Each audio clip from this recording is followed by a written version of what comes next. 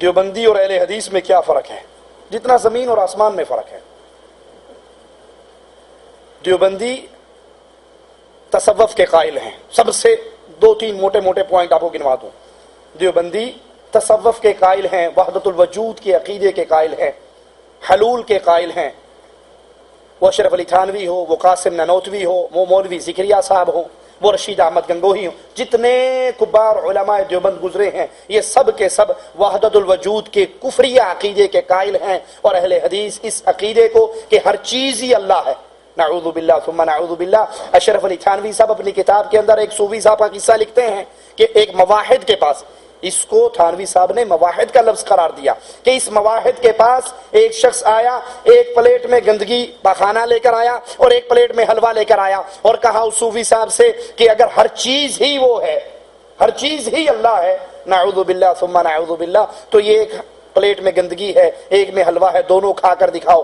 اشرف علی تھانوی صاحب لکھتے ہیں امداد المشتاق کتاب میں کہ اس مولوی صاحب نے بس شکل مولوی حلوہ کھا لیا اور پھر اپنی شکل تبدیل کر کے سور کی شکل میں آ کر وہ گندگی کھا لی اور کہا یہ بھی وہی ہے، وہ بھی وہی ہے، سب وہی ہے۔ یہ کفر کا عقیدہ ہے۔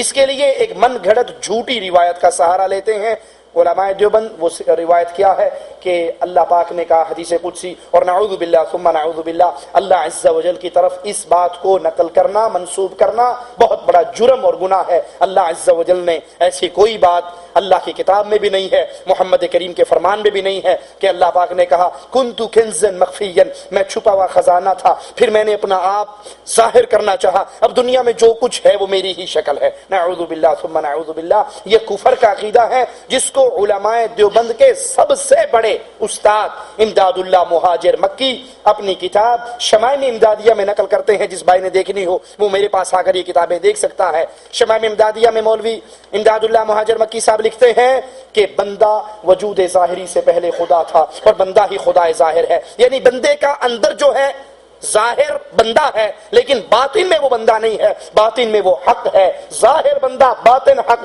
اندروں اللہ باروں بندہ۔ یہ کفر کا عقیدہ ہے جو تمام علماء دیوبند کا ہے، اور اہل حدیث علماء قرآن و حدیث کے دلائل کی بنیاد پر اس عقیدے کو کفر کہتے ہیں۔ اللہ تبارک و تعالیٰ کو ہر جگہ حاضر و ناظر ماننا